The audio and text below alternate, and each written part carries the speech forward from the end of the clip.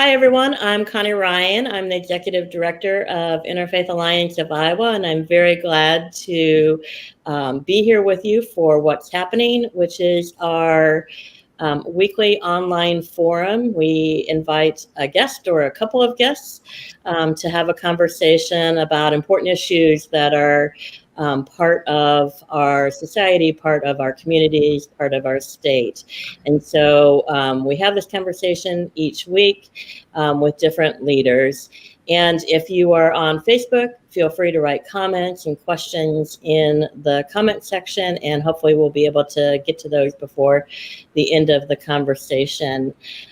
This week, we are going to talk about a newly released report that is clear and convincing. Des Moines, Iowa's capital city, has a problem with racially based policing, and the research and the data are indisputable. And I have two of the leaders of Just Voices with me today to discuss racially biased policing in Des Moines and that report. And the report is about the Des Moines Special Enforcement Team and the work of Just Voices, which is the organization that released that research and that report. And I want to welcome Harvey Harrison, who is the founder of Just Voices, and Lori Young, who is the Communications and Operations Director. Welcome, Harvey. Welcome, Lori. Thank you. Thank you. Thanks for joining us on What's Happening. And I just want to jump right in. But before we start about the report, I want you to tell. I'm going to start with Harvey. I want you to tell us a little bit about why Just Voices was created. Maybe the short version, because I know it's a long history of that piece. But how it was started and really who is involved now. Okay, Just Voices was started as one of the ongoing pieces of work for what I've called the activist community. There's a group of us, and it includes a wide range of organizations from Iowa CCI, the NAACP, it includes the ACLU of Iowa, LULAC, SURGE, which is a group. So there's a whole bunch of organizations and individuals that have been working to make systemic changes in racially biased policing, probably for about 7 years.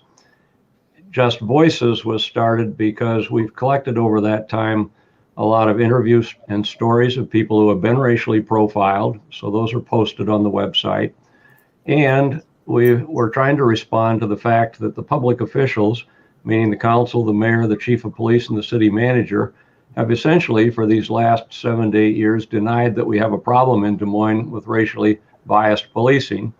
So there's also a research and report portion of Just Voices. And then when you say why was it created, it was created as a vehicle and a platform in order to post those things online. That's the short version.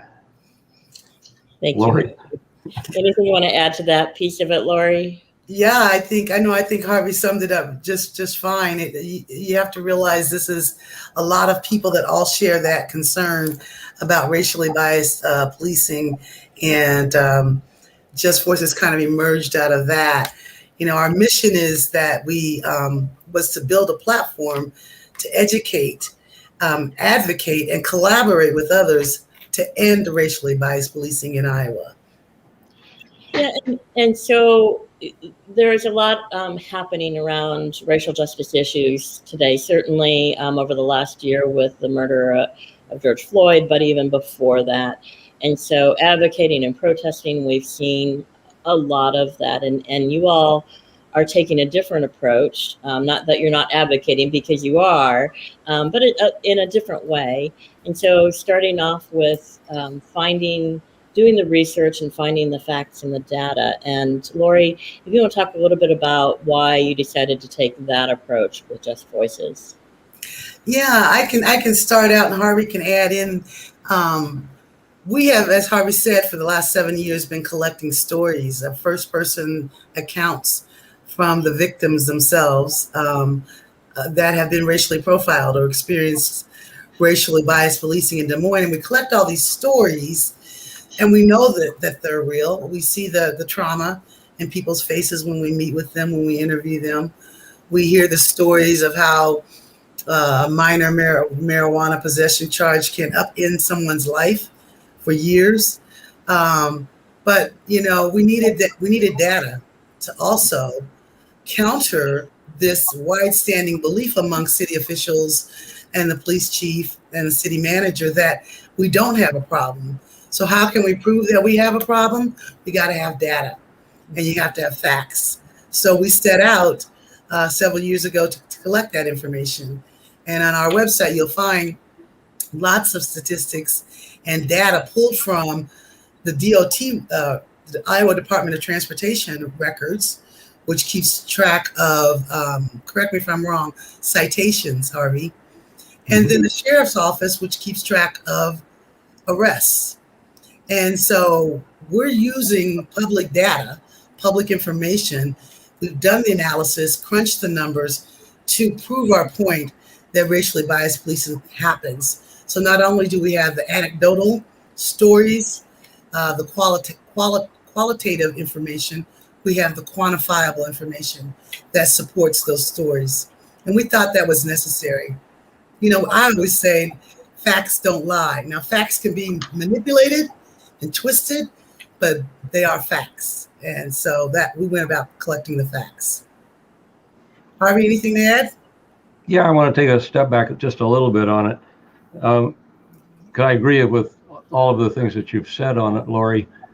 I think in a context, in the summer of 2018, Iowa CCI actually held a series of 3 meetings and invited community members in. And I think over the 3 meetings, there were about 400 people that showed up. And it was targeted to have the part of the Black community come in and share their story. City council members were invited. You could only do 3 at a time. So over those 3 meetings, we had 4 council members who actually came to those meetings. And out of those meetings, where city council members got to directly hear the Black community share the stories of their lives. For example, a grandparent coming in from out of town, he lived in one of the suburbs, who had to circle around in order to get to the point that he was going where he was going to visit his family on it, because he knew he was going to be stopped, for example, and shared stories like that. And there were a bunch of them over the 3 meetings that we held. Out of those meetings, which were generated because of the things I said earlier, because public officials continued to deny that we had a problem. So that was one response from CCI. We're going to do a public meeting. Out of that came a 6-point initiative that came out of the community's input.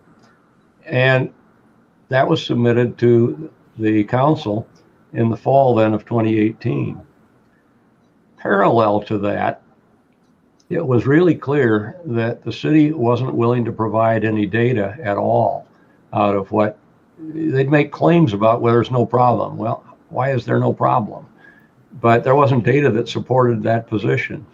So while CCI was setting up those public meetings, I basically started filing Freedom of Information Act requests with the Des Moines Police Department, the Iowa Department of Transportation, the state of Iowa, which has a separate database on the conclusion of criminal charges in Iowa, the Polk County Sheriff's Office. So I was filing Freedom of Information Act requests to get data that we could. And out of that, then we needed a place. If you're going to do that and you're going to collect the data, where do you put it then? So we had basically 2 parallel tracks going. One was the stories themselves, which were supported by the actions of CCI and the 6-point initiative that CCI filed then with the city council. And you had the track of the data collection on it. So that's kind of how it got generated in it. Out of that, we used the DOT, when the Des Moines Police Department stops you for a traffic violation, there is a report that's issued. It goes into a system called TRACS. That goes up to ultimately to the Iowa DOT. And so out of that, we've got over 1/3 data points at this point, Connie, in terms of the data itself. And so we were able, with the help of a man who has a PhD in mathematics and knows how to do this, to actually take that data and turn it into the charts that you see in the report. And it became a way then that we could publish that information out to the general public, because it's pretty clear so far that, again, the mayor, the city manager, the chief of police, and a majority of the city council simply don't want to take a look at that and acknowledge that there's a problem. So we tried to set it up so that more people knew about it. Maybe then you generate more interest and more pressure for those folks to actually pay attention. Yeah, I was going to ask you about like who helped to gather the data and to make sure that there was a credible way that that was brought forward, and so thanks for adding that piece in there. I think that it is important that folks know. As Lori indicated, there's a lot of ways to manipulate data, but to have a legitimate person who knows how to really bring out that data and to put it into context and put it into a legitimate way of presenting it. So that's quite helpful. You mentioned one story, Harvey, and Lori, I wondered if there's another story that maybe stands out to you. Sorry to put you on the spot. Of you've gathered all of these stories, and is there really another story that maybe stands out of the impact of racially biased policing? Yeah. Oh gosh, we've heard a lot, and it's tough to hear. If you go to our website, there is a link called Stories. And so one of them I'll mention, you can read more about it, watch the video on the website, is obviously a story of a young man named Jared. His story is on our website. And Jared and his friend, Montre, were driving in Des Moines near Union Park on a Saturday night in the summer of 2018. And they were pulled over for no real apparent reason. There were no mechanical failure with their car, like a broken tail light or anything like that. They were stopped, and the body cam footage from that stop, we got a hold of. Ultimately, they were stopped. Their car was searched. It was a rental car. It was searched for marijuana. There was no marijuana found. There was really no justification for the stop. That video went viral across the country. It's been viewed over 13 million times the last time I checked. And it really got a lot of national attention because it was a perfect example of a pretextual stop, a stop in which the police will stop you for some minor infraction, but they're really looking for drugs or something larger. They're looking for a reason to search your car. And one of the lines we hear from a lot of victims is, when they get pulled over, the police automatically, it's almost like a script. They say, "I smell marijuana. Have you been smoking marijuana?" Now, you can't smell marijuana from a police cruiser, from another car passing by, typically. But that's kind of so what happened to Jared was, Jared ended up suing the Des Moines Police Department in the city of Des Moines for that unlawful stop and won his case. But the trauma it caused, because again, the video went viral, his name is now known throughout the city. His profile is elevated. It caused a lot of mental stress for him. He had to seek counseling, and he had to leave the city. He was finding it hard to find a job. So he doesn't even live in Des Moines anymore. And these kind of lasting ramifications, these lasting impacts after the stop, after the trauma, is something we don't hear about a lot. And that's why Just Voices wants to tell those stories. But there's a lot of them.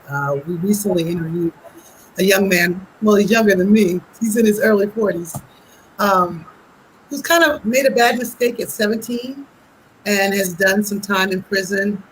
And he just shared his story of recidivism and just the revolving door he's been stuck in for 20 years now, dealing with Iowa's criminal justice system. And when it comes to marijuana enforcement, we find that even recreational levels are illegal in Iowa, but Blacks are being disproportionately arrested for that compared to the population of Des Moines. And even a small charge can have lasting impact on your life. You miss work, you might have to pay fines, you might lose your job. Depending on how much marijuana you might have been caught with, it could be a felony, and that really has big impact. So Jared's story is kind of indicative of what happens when Black men and brown men and women are often traumatized by these unnecessary harassing traffic stops. Lori, I think you ought to share Keelan's story as well. We got time while you're doing, because it's also one where the impact is as significant as the original issue that generated. You're right, Harvey. Connie, I'll try to keep this short. Keelan Hill, his story is on our website if the viewers want to look into it more. But Keelan was born and raised in Louisiana, and he was studying pre-law at Southern University in Baton Rouge, Louisiana, when he took a canvassing job during the 2018 midterms. And so college students looking to make money real quick will take these kind of canvassing jobs all over the country. So he came to West Des Moines, Iowa to canvass, of all things, for David Young, who was seeking re-election. And he was canvassing in a West Des Moines neighborhood, sleepy little suburb neighborhood, and doing his job when a neighbor called the police on him and reported him as suspicious looking. So the West Des Moines police showed up and they stopped him from doing his job and began to question him and interrogate him, like, why are you in the neighborhood? And what's your name? And Keelan, as a pre-law major, had already done his research on the Iowa Code, and he knew what was allowed and not allowed from the police. He knew he did not have to identify himself, and he began to debate with the officer why he was being detained. It ultimately led to Keelan being arrested on the sidewalk there in West Des Moines, taken to the jail. He was in jail for 4 or 5 hours. He had to bail himself out. And what's interesting is the very next day, he went back to canvassing in Urbandale, and another neighbor in Urbandale called the police on him because he was a Black man walking in a predominantly white neighborhood. Keelan returned to Louisiana and returned to college after this incident, but he had to come back to Iowa the following spring to face charges and to stand trial.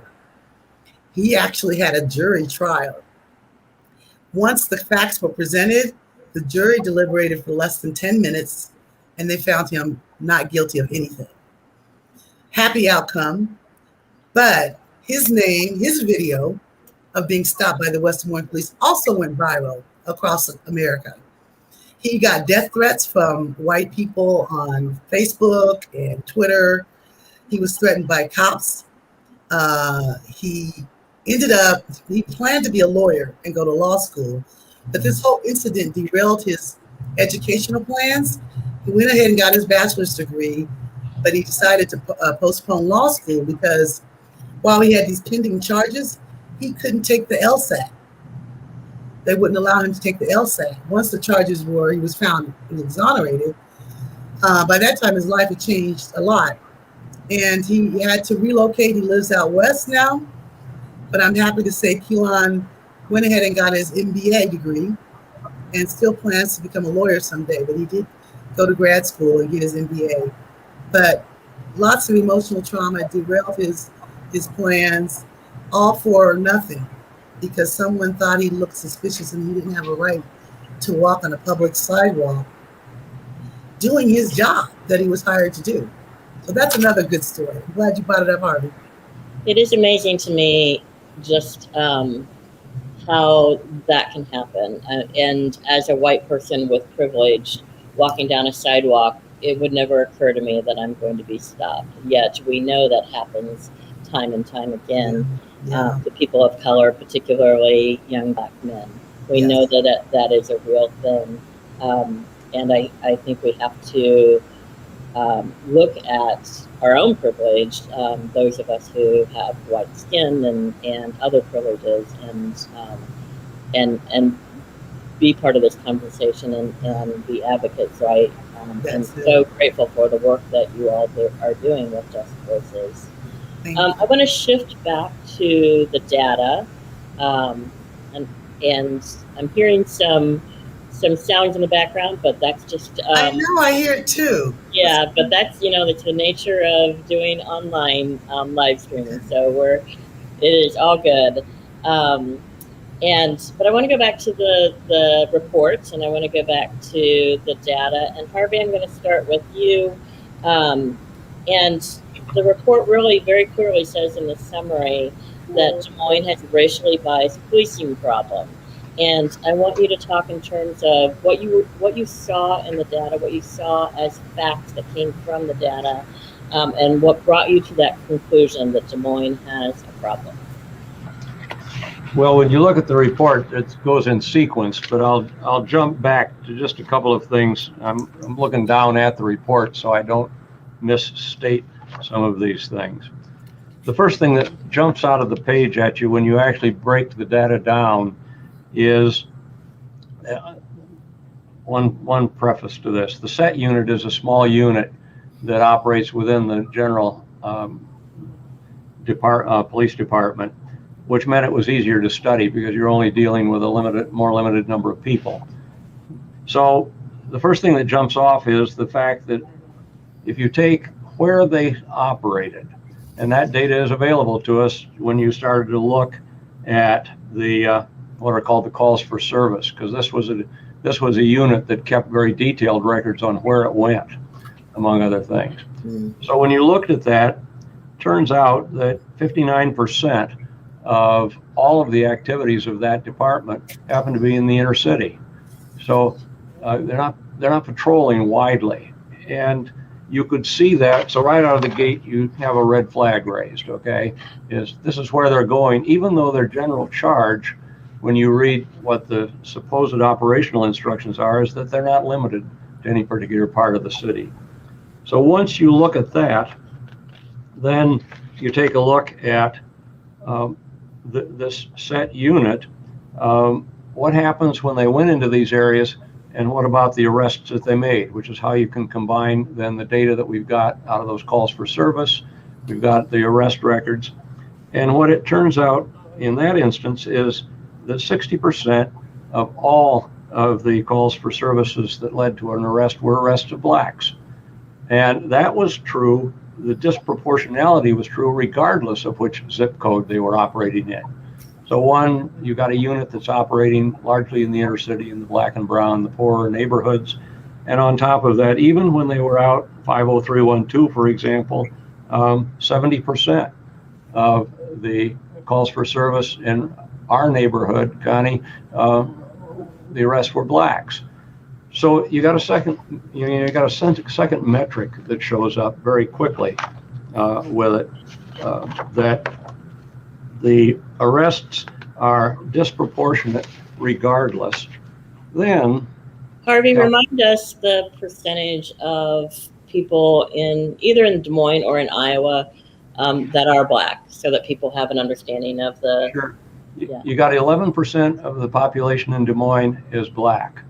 And so when you look at a number where 60% of the arrests out of a unit that is supposed to operate citywide, it raises a red flag, okay? Around Iowa, you've got a little over 3% of I think the total population in Iowa is black. So those were two things that immediately jump off the page when you start actually looking at the data and analyzing it. Then, when you get back on the data, we wanted to use and did use traffic stops and marijuana as two markers. And we used those because those are both areas where the result of law enforcement should reflect the demographic. So, traffic stops, black people don't drive any different than any other color person on it. So when you start seeing that 60% of the stops made by a unit are blacks, where it should be 11% on a demographic basis, that tells you something. When you start looking at the marijuana numbers, where the ACLU report indicates that Iowa used to be the worst or second worst, now is fifth worst in the United States on marijuana enforcement. I think ACLU shows you're 8 times more likely to be stopped if you're black than if you're white in Iowa. So you use marijuana because it's also supposed to be proportionate to the demographic on it. Whites, blacks, brown, pink, purple, all use marijuana proportionate to the level of population. So you'd assume out of that about 11% of all marijuana activities ought to be against the black population. Something over 75% should be white. Well, that's not how the numbers turn out when you look at this. Once again, you're looking at arrest rates that are over 60%, targeting in the black community. So that, that wades down into the data and how we were using it to come up with a conclusion that the narrative that you hear from people in the black community who have been racially profiled, that they are being targeted, is supported by the data that shows up based upon the actual Des Moines Police Department records and the booking records, because all of that data that we generate starts with the Des Moines Police Department with it. Does that answer what you've asked? Yeah. Lori, anything you want to add to that jumps out for you? No, it was really just alarming as we started to crunch the numbers and analyze it. There's really 4 zip codes in Des Moines that this special enforcement team, focuses on disproportionately. And I'm just looking at the report. Those zip codes are 50314, 50316, 50317, 50309, and then it goes down from there. But those are areas of the city, the inner city, where the largest concentration of Black people live. So they're not fairly patrolling the entire city. And another piece of alarming data we found in our research was that this special enforcement team has made over 6,500 traffic stops from 2016 to 2020 in a 5-year period. Out of over 6,500 stops, they've only found marijuana 4.5% of the time. And remember, they're assigned to find drugs and guns. That is their special duty, and why they are assembled every year during the summer months for those 2 reasons: find drugs and find guns. But I don't know, if I made widgets at some factory and I made 6,591 widgets and only 4.5% of mine were quality, I probably wouldn't have a job. So we spend an exorbitant amount of money on this special enforcement team with very little real results. They're not finding the big drug kingpins, the big time dealers. They're finding people, mostly Black and brown people, that use marijuana recreationally and changing their lives for the worse. So, which kind of lead, Harvey, did you want to say something else? Well, to wrap up, because remember, the starting point of this was a neutral assumption. You had public officials, the police, saying one thing, that we don't have a problem on it, and you have the Black community saying, wait a minute, we have a serious problem with it. So you start, when you're doing research like this with data, you start from a neutral position. It's what does the data actually show? So coming back to your question, why do we feel justified in coming up with the conclusions that we do?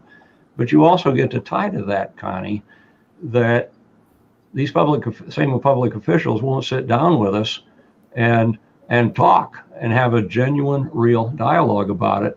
But more to the point, they won't produce their own data that somehow might show a different outcome. Okay, so we feel pretty comfortable saying the Black community and the narrative that it is generated and the lived experience of Blacks in Des Moines, in fact, is absolutely supported by the data.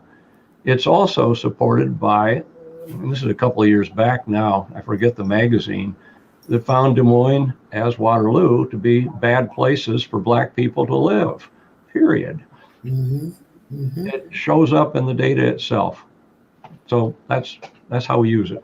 Yeah, and actually that's where I was going to go was what you said just a bit ago about the leaders of our city not being willing to sit down and have a conversation.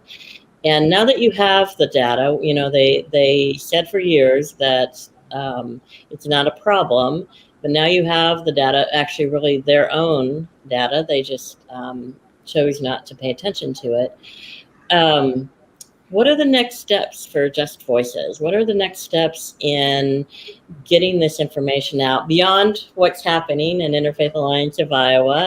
And the report was just released last week, and so very grateful that you've come on today. But what are you planning for next steps to get this information out and to try and get city leaders to pay attention? Yeah. You want me to take a stab at that, Harvey? Yes. Yep, go first. I'll start. We've been working on this for months and really for years, but now we want to take and spread this news and this information and these results far and wide in Des Moines. And so we have already provided a copy of this report to the city council members electronically, the chief of police, the mayor, city manager. We extended as we say throughout the report, if you have questions, if you want to engage in a real dialogue, contact us. We would love to have a substantive, real dialogue about how we can improve these disparities. We don't want to be deflected. We don't want to be, sidetracked. If you're really focused on solving this, because Des Moines needs to be equitable for everyone. We get a lot of accolades as a city. Best place to live, best place to raise a family, best place for young professionals. We need to own up and handle our flaws as well. It's not as great of a place to live if you're Black or brown. So what we want to do is spread the information. We're willing to talk to any organization, nonprofit, educational institution, religious group that wants to learn more about this issue of racially biased policing in Iowa, and learn more about how marijuana is disproportionately enforced. Our goal is to raise people's awareness and educate them on what this real problem is that a lot of people don't realize we have in this city. And we are the capital city, so we should be the trailblazers and leading the way. Some smaller cities in Iowa are doing much better in progressive policing. Cedar Rapids has just formed a citizens review board. That is one of the demands the community asked for way back in November 2018. We still haven't gotten that. So Des Moines needs to lead the way. We are the largest city, we are the capital. We have the largest population of Blacks, and our record is very dismal when it comes to enforcement of policing. So we're gonna spread the information, and what we hope to do is to turn people from, oh, I didn't know that, I was unaware, how can I help? Yeah. What can I do as an individual to make a change and to see more equity and justice in Des Moines? So our ultimate goal is to activate people in the movement, in the fight towards ending racially biased policing. So we plan to do a lot of talking, a lot of road trips, a lot of Zoom meetings to whoever is truly interested in being part of the solution. Yeah. Harvey, what would you add? What are next steps? A couple of things. We're going to continue doing the same things we've been doing. If somebody out there in your audience, for example, believes they've been racially profiled, and it doesn't have to be Des Moines, but we've started with Des Moines because we needed, something that we could get our hands around and actually work with. So, but we want to talk to people who have been racially profiled by the police wherever they are across the state of Iowa, because we do want statewide change as well. We've talked with the legislators about this, and if we can find ways to fund it, we would like to expand the program statewide. We know there are problems other places in Iowa. Chris Barnum, who does research on this stuff, has done studies in Iowa City, the Quad Cities, and I think Dubuque and maybe others. And he statistically reports, racial profiling in each of the places that he's worked. So we know it exists around the state. So we want to, if we can do it, we'd like to expand the project. We also, as a part of the advocacy and the educational work, there's a municipal election coming up in this fall in Des Moines. And you'll recall that I've commented that right now we don't have the votes, or maybe I haven't said this yet, we don't have the votes on the city council to actually make the changes, the systemic changes that need to be made to hold the police department accountable, and then to actually implement the changes that have got to be made if we're going to actually move the needle on this. And so we will, of course, use the educational and advocacy arms of Just Voices to distribute this information. And in the upcoming election, the city council member in the first ward, Bill Gray, has not been supportive of this work. He's going to have two opponents in it. We need to take a look at that. And we won't support or not one candidate or another. As a C3 nonprofit, we can't do that. But we certainly may go ahead and produce the information out and make sure that it gets into the hands of the people in the first ward that are going to vote, so that and ask those folks to, as a part of what they're doing, pay attention to this and put people in office that are going to be willing to demand and make the changes that we need to be made. So those are two other things that we're going to be doing. We hope to be busy this fall. Well, and I would add that something that you all can do, not to tell you what to do in your work, No. but you can encourage folks who live in those districts, who live in the city of Des Moines, to ask every candidate if they have read the report, if they agree with the report, and if they are willing as an elected official to do something about it. And so you can ask those, encourage folks to ask those questions of all candidates, whether or not they are sitting on the council now or not. And your idea of doing work more broadly, you're focused currently on Des Moines, but Anna, I'm going to go to a couple of the comments. Anna Clymer says, and how do other communities learn from this to replicate in other communities? And then she says, thank you, we should all be partnering to be equitable in every way. So if folks are interested in learning about how you approach this and the work that you've done, is there a way that they can contact you and learn from the process that you have already put in place? Lori? Oh yeah, definitely. We do talk a lot with other cities and advocates and activists in other cities in Des Moines. So we're willing to have those conversations. How they could replicate this in other communities is just be willing to do the work. It's a lot of work and research, but if the city officials aren't forthcoming with data, just like we did, like Harvey did through Freedom of Information Act requests and other public records, you can get that data and crunch it yourself. And we'd be happy to share our methodology and our approaches and what's worked for us in Des Moines research with anyone. All they need to do is send us an email.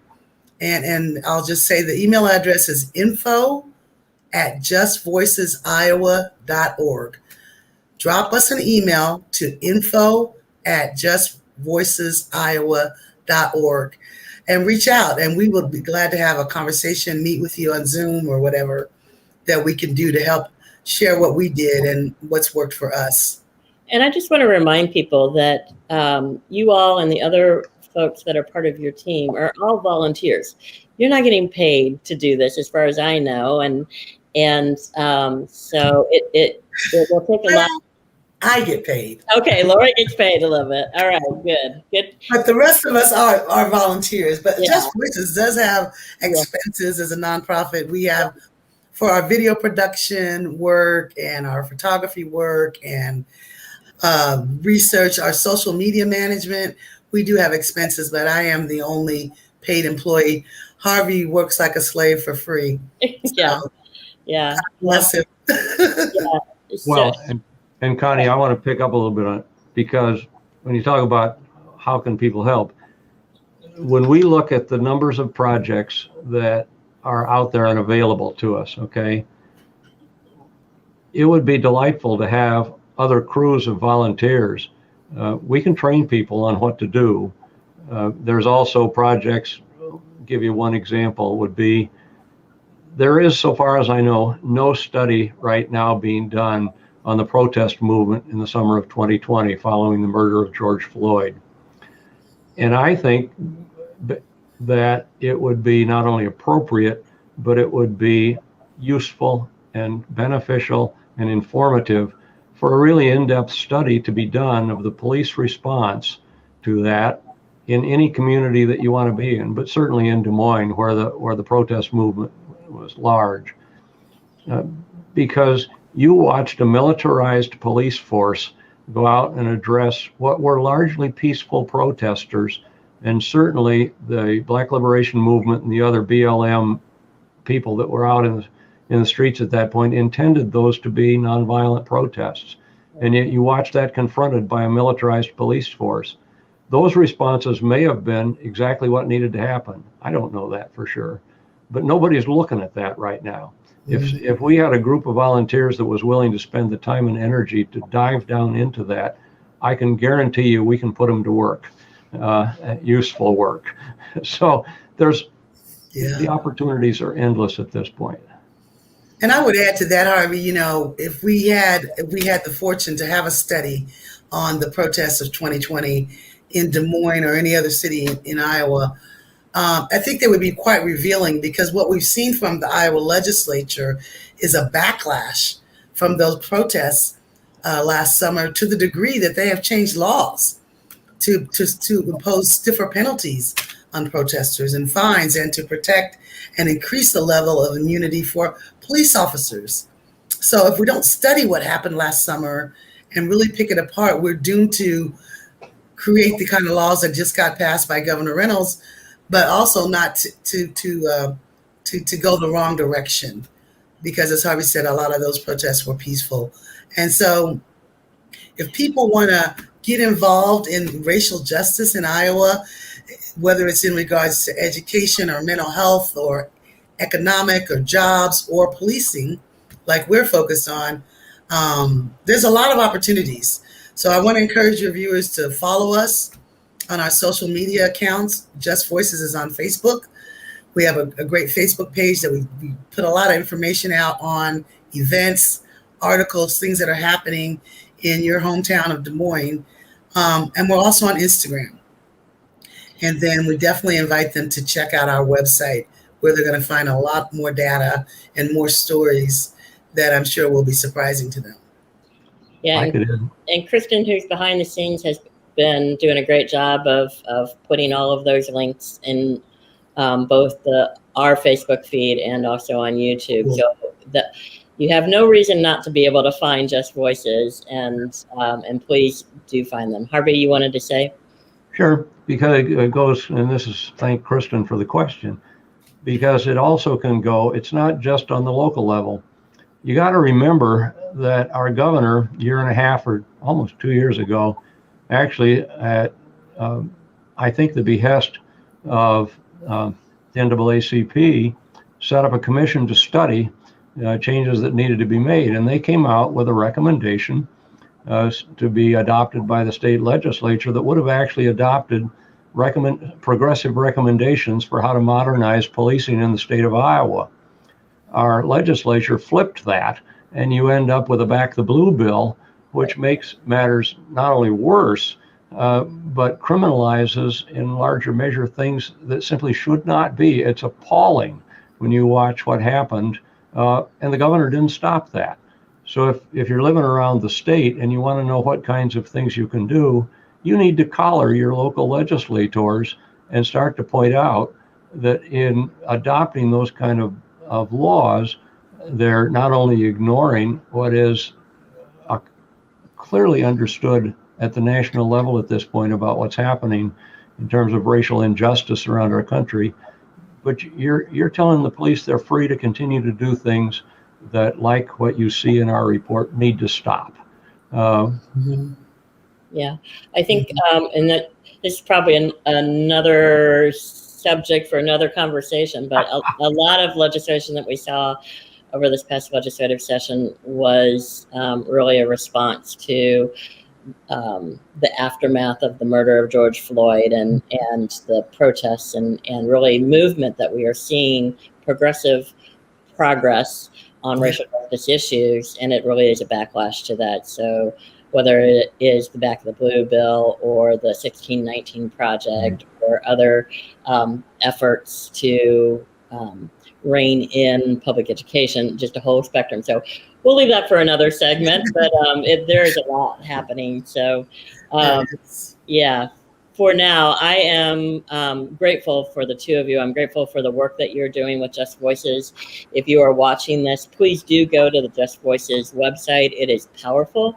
You will read stories and hear stories that are just you need to hear. They are just powerful. And please do support the work of Just Voices, both in terms of monetary support, which I know every nonprofit needs, and also